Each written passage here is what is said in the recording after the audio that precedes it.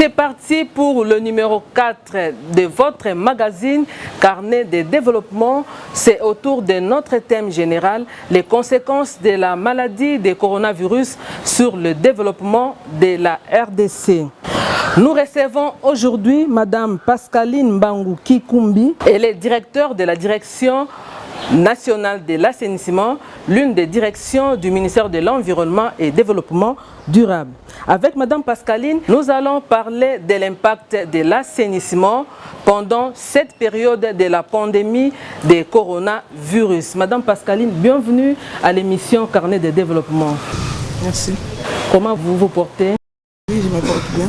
Pour commencer notre émission, Madame Pascaline, qu'entendez-vous par assainissement ou selon vous, l'assainissement c'est quoi? Merci pour la question. L'assainissement, c'est l'ensemble des interventions qui visent l'amélioration des conditions de vie de l'homme. Madame Pascaline Mbangu Kikumbi, nous vous avons reçu sur notre plateau de l'émission Carnet de développement. Vous êtes directeur à la direction nationale de l'assainissement. Nous voulons savoir quelle est votre mission dans notre pays, la mission liée à votre direction. Au fait, la direction, c'est la direction nationale de l'assainissement. À l'époque, c'était un programme national de l'assainissement qui est transformé avec la réforme de l'administration publique et la décentralisation. C'est maintenant une direction nationale de l'assainissement qui a une mission principale d'élaborer des outils, donc avec plus une tendance normative, avec comme mission principale d'élaborer des outils, des documents que nous devons mettre à la disposition des provinces et des entités territoriales décentralisées. Et nous avons une autre mission de rendre sains les milliers de vies de l'homme. Voilà les deux missions principales de la direction. Madame Pascaline, est-ce qu'il y a un lien entre l'assainissement et le développement? Oui, bien sûr, il y a un lien entre l'assainissement et le développement. Si l'assainissement est bien fait, ça entraîne même le développement. Si on réunit toutes les bonnes conditions de vie de l'homme, les gens ne peuvent pas tomber malades. C'est-à-dire l'économie aussi, il n'y aura pas de problème d'économie. L'économie augmente, les élèves ne seront pas malades, donc il n'y aura pas d'absence dans les écoles. Et si l'assainissement est bien fait, ça crée même l'emploi. Ça crée l'emploi. Si l'assainissement est bien fait, ça crée donc le développement à tous les niveaux. Oui, Madame Mbangu, vous nous démontrez comment, parce que vous avez dit qu'il y a un lien entre l'assainissement et le développement. Est-ce que concrètement, comment l'assainissement peut-il contribuer au développement? Bon, je crois que je peux donner un exemple. Je prends l'exemple par rapport à la gestion des déchets solides. La gestion des déchets solides, il y a plusieurs étapes. À l'étape où il faut recycler certains déchets, ça crée même l'emploi. Il y a les déchets qui sont recyclés, prenons les emballages, les déchets plastiques qui sont recyclés en plusieurs articles. Ça crée même le développement. Il y a les déchets plastiques qui sont recyclés en pavé, les déchets plastiques qui sont recyclés en des tuyaux d'électricité pour les installations dans des maisons. Il y a des recyclages de déchets biodégradables qui sont recyclés en compost. Il y a plusieurs déchets qui sont recyclés en plusieurs articles parce que dans notre pays, ce n'est pas très développé. Mais je crois qu'avec le temps, tous ces mécanismes seront développés aussi dans notre pays. C'est alors que ça va créer un développement dans le secteur de l'assainissement. Oui, Madame Pascaline Mbangu, vous êtes sans ignorer que nous sommes pendant la période de la crise sanitaire mondiale à cause de la pandémie de coronavirus. Maintenant, nous voulons savoir qu'est-ce que l'assainissement peut nous apporter pendant cette période de la crise sanitaire mondiale. Oui, merci beaucoup. En fait, l'assainissement dans cette crise sanitaire mondiale intervient dans plusieurs domaines. Pour l'instant, nous, Direction nationale, nous intervenons dans le cadre de la désinfection justement pour empêcher la chaîne de transmission de ces virus. En désinfectant, ça détruit même les virus, le coronavirus, par la désinfection. Donc c'est pour empêcher la chaîne de transmission du virus. Madame Pascani, quelles sont les conséquences des non-assainissements dans nos milieux respectifs? Les milieux qui ne sont pas assainis, est-ce qu'il y a des conséquences néfastes? En tout cas, il y a plusieurs conséquences. D'abord, l'assainissement est d'abord très vaste.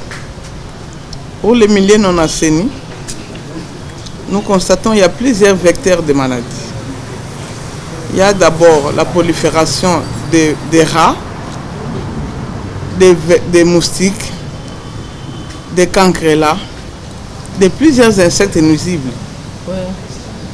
Et un milieu non assaini, il y a des caniveaux qui sont bouchés, il y a des rivières qui sont bouchées, et ça crée vraiment des gîtes des insectes, des moustiques et de plusieurs vecteurs de maladies.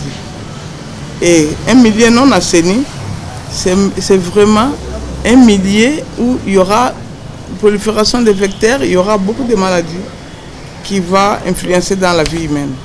Madame, vous avez fait beaucoup d'années dans ce secteur.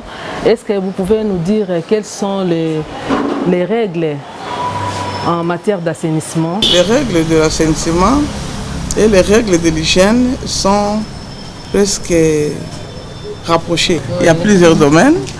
Il y a l'assainissement liquide.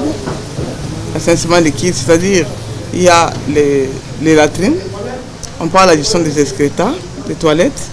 Il faudrait d'abord, pour ce qui concerne l'assainissement liquide, il faudrait que chaque ménage ait une latrine hygiénique. Et une latrine hygiénique, c'est-à-dire une latrine qu'on ne peut pas trouver de mouches, qui sont vecteurs pour contaminer plusieurs maladies d'origine hydrique. Et chaque ménage doit avoir une latrine. Pour l'assainissement liquide, il y a des eaux usées, soit domestiques, il y a aussi les eaux usées industrielles, qui doivent être bien purifiées pour être évacuées dans la nature. Et il y a l'assainissement solide, c'est-à-dire la gestion des déchets solides. Il faudrait que chaque ménage ait une poubelle couverte. Et l'évacuation de ces poubelles doivent être bien ordonnées pour qu'il n'y ait pas de mouches, qu'il n'y ait pas de cancrelats, qu'il n'y ait pas de rats. Parce que les rats viennent parce que le milieu n'est pas assaini. Dans d'autres pays où l'assainissement a bien marché, vous ne verrez pas de rats, vous ne verrez pas de mouches, vous ne verrez pas de cancrelats. Donc là, on n'a pas beaucoup de maladies qui proviennent des vecteurs. Là, c'est la raison pour laquelle dans ces milieux-là, dans ces pays-là, le milieu est très bien assaini, on ne peut pas trouver de vecteurs de maladies. Dans les cas maintenant des coronavirus, des virus d'une manière générale, dans les cas d'espèces, ici c'est le coronavirus, il faudrait bien sûr, parce que nous, lorsque nous intervenons, nous voulons intervenir avec 4 activités. Nous commençons d'abord par la dératisation. Nous voulons détruire d'abord les rats qui peuvent être transportés aussi. Ils peuvent se déposer dans un endroit où il y avait un virus pour l'amener là où il n'y en avait pas. C'est-à-dire, nous tuons d'abord les rats. C'est une opération que nous appelons la dératisation. Ensuite, nous procédons par la désinsectisation. Alors là, vous parlez des étapes de l'assainissement. Pas l'assainissement, je parle des étapes que nous faisons pour arriver à la désinfection. À la désinfection. Désinsectisation pour tuer les cancrelats surtout, les mouches, les moustiques. Là, les moustiques, ce n'est pas pour les virus. Les moustiques. Ensuite, nous procédons par la désinfection. Avec la désinfection, nous utilisons les désinfectants. Un désinfectant qui est en même temps un virucide et un bactéricide. Donc là où il y avait le virus, lorsque nous désinfectons, ça détruit le virus. et ça empêche la contamination, des contaminations. C'est pourquoi donc, la désinfection est vraiment très importante. Quels sont les types de l'assainissement? L'assainissement est à plusieurs domaines. Nous avons d'abord séparé en deux. Il y a l'assainissement liquide et l'assainissement solide. Ah oui, en dehors de ça, solide.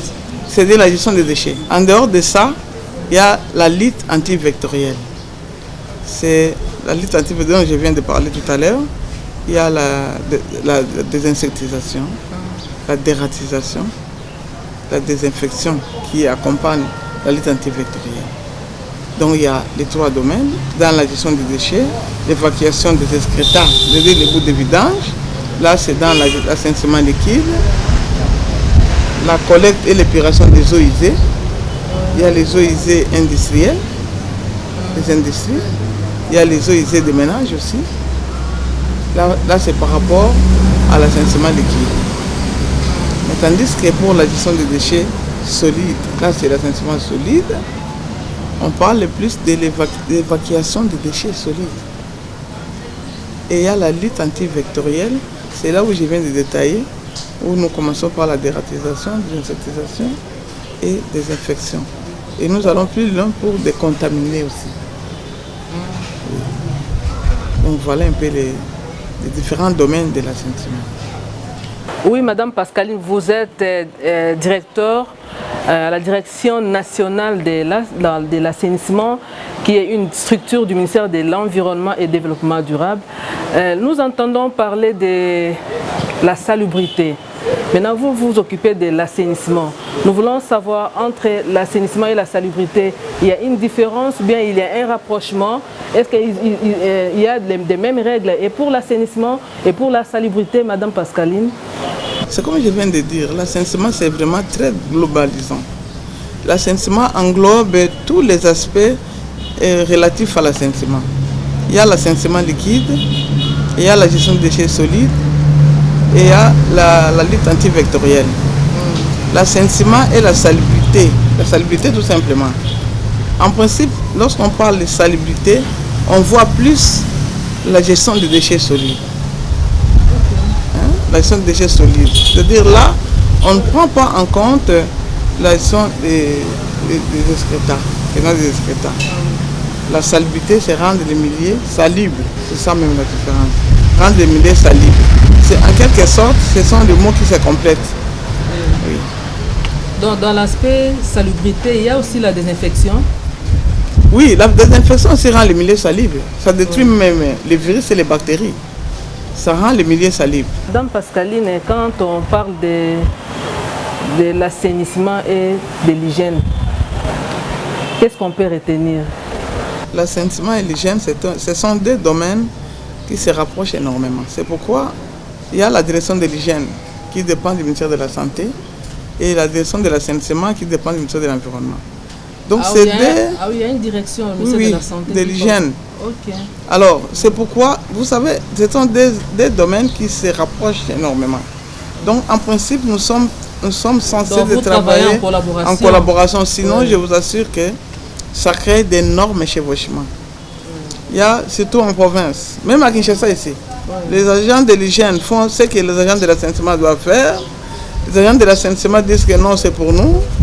Alors, pour éviter tout ça, nous sommes obligés. Les attributions. C'est vraiment, je vous assure que c'est tellement compliqué que sur le terrain, surtout en province, les gens se bagarrent là-bas. Les agents de l'hygiène et les agents de l'assainissement, quand ils se rencontrent, les uns disent que ça c'est pour nous, les autres non, c'est pour nous. C'est pourquoi, même ici à Kinshasa, alors, dans des arrêtés des ministres, vous comprenez que ce sont les experts qui les préparent. Alors, quand vous allez voir les attributions de cette direction, c'est les mêmes attributions avec l'assainissement. Et pourtant, l'hygiène a une brigade d'hygiène, l'assainissement a une brigade d'assainissement, et les deux brigades doivent en principe travailler en collaboration, sinon il y a tellement de chevauchements, qu'il y a tellement de conflits, surtout en province, qu'on ne sait même pas régler. Donc ça se rapproche tellement que il n'y a pas une bonne démarche. C'est question d'être conscient, de savoir les attributions de tout et chacun, et puis vous allez travailler. Une fois, nous sommes allés à Mbujimaï avec l'unité de l'hygiène, parce que là, ça avait bardé pour les attributions. Et nous sommes allés, mais on n'a même pas aussi trouvé de solution, parce que lorsque l'hygiène présente ces attributions, ce sont les mêmes attributions que nous on présente. Alors, pour l'intérêt du pays, nous nous sommes dit que nous devons travailler en synergie pour bien marcher, en synergie pour bien marcher. Et chacun doit savoir, il doit se limiter où pour que l'autre enchaîne. Donc, pour l'intérêt du pays, nous sommes obligés de travailler en synergie. Vous parlez de l'assainissement, vous êtes responsable de la direction nationale de l'assainissement. Nous voulons que vous vous adressez un peu aux ménages, parce que c'est là où il y a des sérieux problèmes aussi au niveau de nos ménages. Est-ce que vous pouvez dire un mot aux ménages congolais pour l'hygiène à domicile pendant cette période de la pandémie du coronavirus? En principe, pour cette pandémie, ce que nous constatons, la population quinoise, d'abord, pour commencer par là, la population ne veut même pas croire que cette maladie existe. À plusieurs reprises, même à la cité, moi ça m'étonne, quand je pose la question, même dans des marchés, ils disent que non. Vous n'avez pas de masque. Ils disent que, maman, est-ce que cette maladie existe? Donc cette population quinoise ne veut pas d'abord accepter que le coronavirus existe. Bon, bien qu'ils ne veulent pas reconnaître que le coronavirus existe, mais ils doivent respecter quand même, ne fût-ce que pour rendre leur milieu quand même propre. C'est-à-dire, tu verras devant les caniveaux, devant la parcelle, les gens ne veulent pas même, ne fût-ce que tirer, pour évacuer, pour que l'eau coule normalement. L'État ne le fera pas. En principe, je crois que le gouverneur à l'époque avait signé un édit pour que chaque parcelle assainie devant sa parcelle, je crois à 10 mètres. Le curage devant sa parcelle, c'est à la charge de la population, du ménage. Ça, c'est les communes, les bourgmestres et les chefs de quartier qui doivent aider le pays pour que chaque ménage ou chaque parcelle assainie devant sa parcelle et qu'il y ait quand même une poubelle dans chaque ménage et la fréquence d'évacuation. Il faudrait que la maison soit propre, que la population évite les différents vecteurs qui sont dans des ménages, dans des maisons, et non les rats. Moi, je vois même partout, on vend des produits contre les rats, contre les cancrelats. Donc, si la maison est propre, ces insectes-là ne viendront même pas. Ces insectes viennent lorsque la maison est sale ou le milieu environnant est sale. Sinon, les vecteurs ne viennent pas là où c'est propre. Vous ne verrez pas des cancrelats, vous ne verrez pas des rats dans une poubelle qui est couverte, vous ne les verrez pas. Il faudrait que les ménages prennent conscience pour que les ménages ou la parcelle soient propres pour éviter les maladies, soit d'origine hydrique, soit les maladies causées par les vecteurs. Ces vecteurs-là peuvent être à la base de la propagation des coronavirus. Bon, en fait, les coronavirus là, même les médecins qui travaillent dessus, ils disent qu'ils ne savent même pas comment ces virus se transmettent. Moi, j'ai une amie qui me dit, ces virus, la façon dont ils se transmettent, ils ne comprennent pas. Parce que nous, maintenant, nous voulons lutter contre même les rats. Parce qu'ils peuvent prendre le virus là pour amener ailleurs. Même les cancrelats, même les mouches. Donc, c'est-à-dire qu'il faut que tout ça soit détruit. Parce que dans plusieurs pays, on n'a pas ça. On n'a pas de rats, on n'a pas de moustiques, on n'a pas de cancrelats, il n'y en a pas.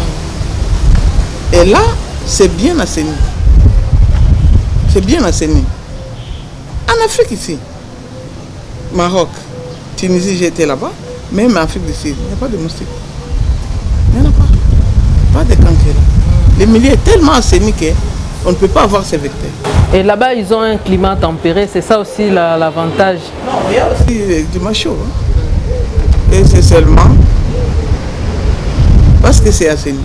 C'est bien assaini. On ne peut pas avoir un cours d'eau plein de déchets comme chez nous. On ne peut pas avoir des caniveaux pleins de déchets où ça constitue des gîtes larvaires de moustiques. On ne peut pas avoir ça. C'est aussi la conscience. C'est la conscience de la population. L'assainissement dépend de tout le monde. Tout le monde est censé d'assainir là où il est. Mais vous avez un travail de sensibilisation comme vous êtes responsable au nom de la Direction nationale de l'assainissement du ministère de l'Environnement.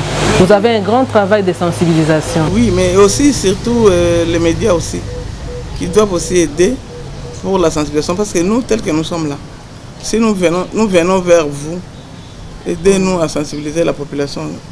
Hein? Ça va nous demander des moyens. Vraiment. Ça va nous demander des moyens. C'est vraiment notre souci. Mais il faudrait que ce soit aussi les soucis des médias pour aider que la population soit au courant. Parce que cette population est tellement ignorante que parfois, ils ne comprennent pas. Sur la route, il y a des mares d'eau et ça constitue des gîtes larvaires. Ils ne savent pas que ce sont des moustiques qui se multiplient là-bas. Et ils doivent sécher cette mare d'eau. Et la population est ignorante. Ça demande nécessairement une sensibilisation pour ça. Oui, parce que, madame, parce que les médias sont là, mais c'est à vous d'étendre la main vers les médias. Les médias sont là pour vous accompagner. Si vous avez des initiatives, vous apprêtez quelque chose dans ce sens-là, les médias viendront pour vous appuyer. Nous voulons savoir quelle est la responsabilité de l'État congolais sur l'assainissement. L'État a signé plusieurs conventions. C'est adhéré dans plusieurs conventions internationales. Il y a des réunions des ministres africains en charge de l'eau et assainissement à Mukau. Il y a des réunions des ministres où le pays a souscrit à ce que pour chaque budget national, il est prévu que 5% de ce budget national soit réservé à l'assainissement. Et dans plusieurs pays, ce principe est déjà respecté. Dans le budget national, on réserve 5% uniquement à l'assainissement pour des activités d'assainissement pour éviter plusieurs maladies causées par le mauvais assainissement. Donc il nous faut 5% du budget national qui doit être réservé à l'assainissement. Le pays a déjà souscrit à ça. Notre pays a souscrit à ça. Dans la pratique aussi, les pays... C'est la pratique de tout. Donc comme le pays a souscrit à ça, on peut dire que l'État congolais a quand même une politique. Oui, nous étant une direction normative, nous avons déjà un document de la politique nationale de l'assainissement. C'est un document qui donne des grandes orientations du secteur de l'assainissement et les grands axes, les domaines d'intervention du secteur. Et donc la mise en œuvre de ce document, c'est dans l'élaboration de la stratégie nationale de l'assainissement qui est assortie d'un plan d'action, d'un plan national de l'assainissement. Et ce document aussi existe, la stratégie nationale. Et ce plan national de l'assainissement qui va permettre à chaque province d'élaborer son plan provincial. Parce que chaque province a ses réalités. Donc chaque province doit élaborer son plan provincial d'assainissement. C'est déjà chose faite au niveau des provinces? Non. Non, c'est-à-dire le pays, c'est bas. Hein? Le secteur est vraiment... n'a pas beaucoup de moyens, le secteur d'assainissement. Donc nous, en principe, nous devons accompagner chaque province pour que chaque province ait son plan provincial d'assainissement. Et chaque territoire non plus doit élaborer son plan territorial. Et chaque commune, c'est ça la décentralisation. Chaque commune est censée élaborer son plan communal d'assainissement. Parce que chaque commune aussi a ses réalités, chaque territoire, chaque province a ses réalités, et que c'est chaque entité qui doit élaborer son plan d'assainissement. Mais en principe, c'est à l'État de subventionner le secteur d'assainissement. Et puis, vous aussi, vous avez la responsabilité peut-être de demander ou bien de solliciter quoi que ce soit. Oui, notre direction est alignée au budget de l'État. Justement, ce budget, bon, je ne sais pas le dire ici, Ce budget, c'est justement pour appuyer. Nous avons nos services en province. Dans chaque coordination du ministère de l'Environnement en province, il y a une direction et un bureau de l'assainissement. Au sein de ces bureaux, il y a une brigade d'assainissement que nous appelons non-répondants en province. Et nous sommes censés de renforcer la capacité des non-répondants en province. Et nous sommes obligés de renforcer la capacité en formation et en équipement. Et si nous sommes faibles, vous comprendrez que nos services aussi sont faibles. C'est pourquoi nous tenons à être forts pour renforcer la capacité de nos services en province. Là, nous sommes très dérangés.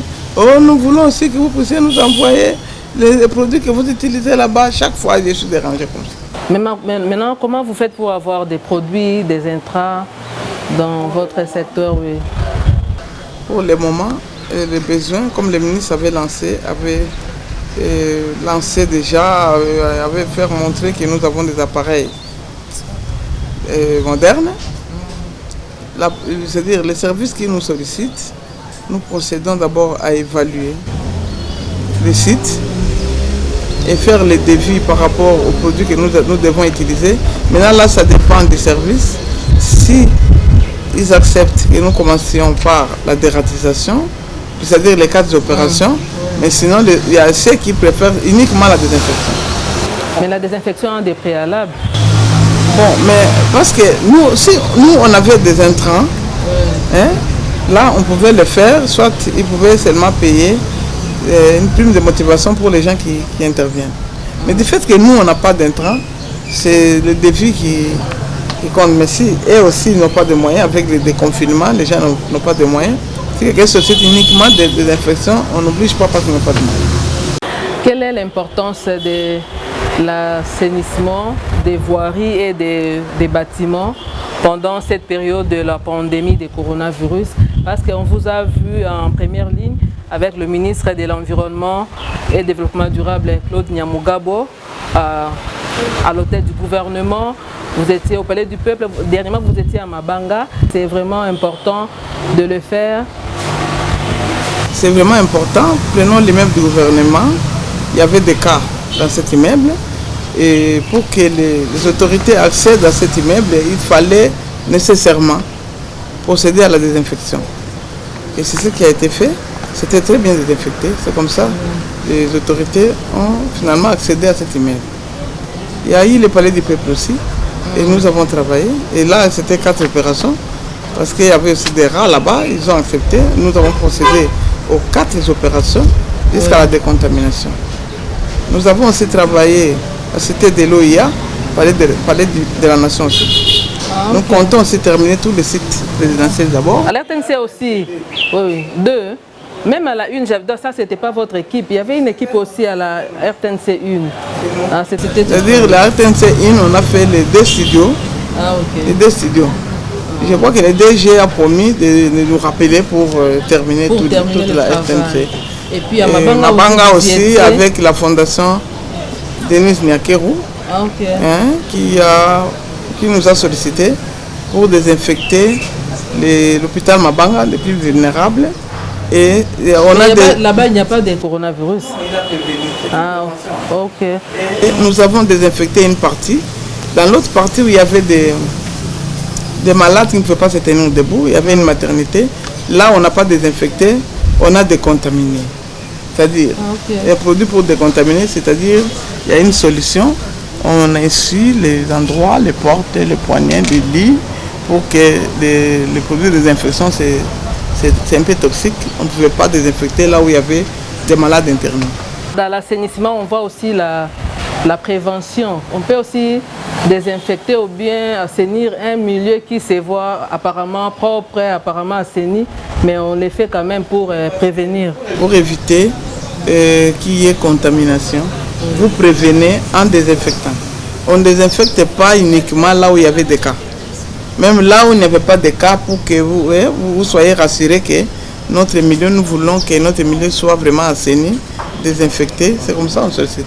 On ne désinfecte pas uniquement là où il y avait des cas. Les autorités du pays ont été satisfaites. La direction a été satisfaite du travail accompli pendant la campagne d'assainissement. Oui, nous sommes vraiment très satisfaits de ce travail parce que c'est le nôtre.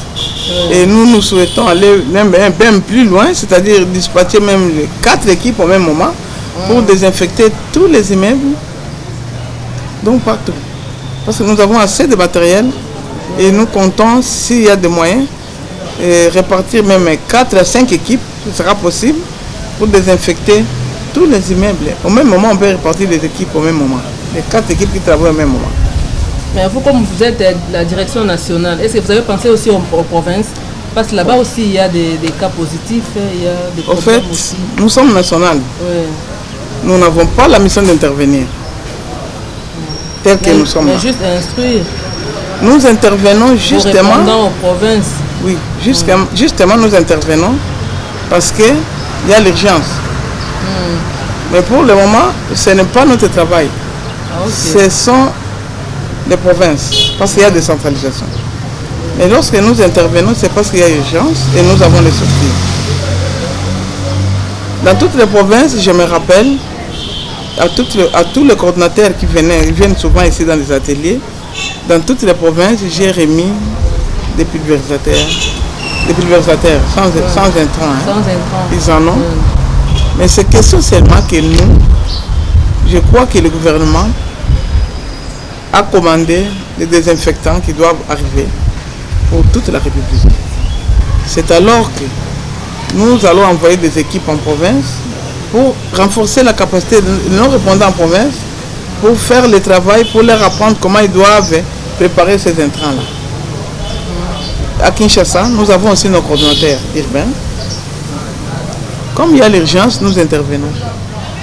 Mais la coordination de Kinshasa a été aussi associée lors des...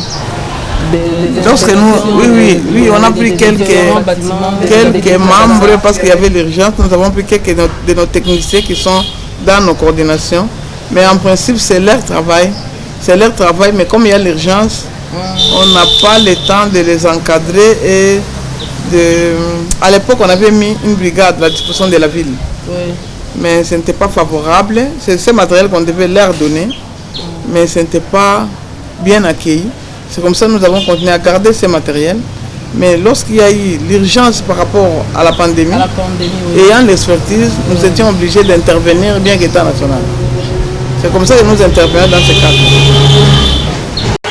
Oui, Madame Pascaline, la Direction nationale de l'assainissement fournit d'énormes efforts pour l'assainissement du pays dans l'ensemble et même de la ville de Kinshasa. L'assainissement, ça demande beaucoup de moyens pour arriver. Ça demande nécessairement beaucoup de moyens. Il y a beaucoup à faire. Oui, Madame Pascaline, nous avançons lentement mais sûrement vers la fin de notre émission. Nous vous demandons un dernier mot par rapport à tout ce que nous venons d'échanger au cours de notre débat d'aujourd'hui. Oui, merci beaucoup. Au cours du débat, je voudrais qu'on mette d'abord à notre disposition des moyens pour appuyer nos services, nos répondants. Nous appelons toujours nos répondants en province. Nous devons avoir des moyens pour aussi renforcer la capacité de nos agents. Il nous faut des moyens conséquents pour appuyer nos agents en province, pour venir en aide à nos agents avec des matériels de qualité aussi dans toutes les provinces, parce que le fait qu'il y a maintenant la pandémie, je crois que pour dire que la pandémie, on n'en aura plus, je crois que ça devient encore compliqué. C'est une autre maladie qui s'ajoute au monde. Il faudrait que nous puissions nous habituer avec ça et que nous puissions aussi avoir des moyens de lutter contre cette pandémie dans la désinfection, dans la gestion de l'assainissement d'une manière générale. Au ménage congolais, ça nécessite vraiment une sensibilisation. Comme ils suivent souvent des médias, c'est vraiment, je vous demande les médias de nous aider à sensibiliser les ménages à travers les médias pour qu'ils comprennent que la maladie existe et ils doivent prendre des précautions pour éviter cette maladie et pour rendre leur milieu environnant très propre pour qu'il y ait moins de maladies, même pas la pandémie de coronavirus, même d'autres maladies, soit d'origine hydrique ou la malaria ou autres maladies. Merci Madame Pascaline d'avoir répondu à notre invitation. C'était carnet de développement autour de notre grand thème, les conséquences de la maladie de coronavirus sur le développement de la RDC. Avec Madame Pascaline, nous avons abordé la question liée à l'impact de l'assainissement pendant cette période de Covid-19. Merci, chers téléspectateurs. Merci à toute l'équipe technique. On se rencontre au prochain numéro. Au revoir.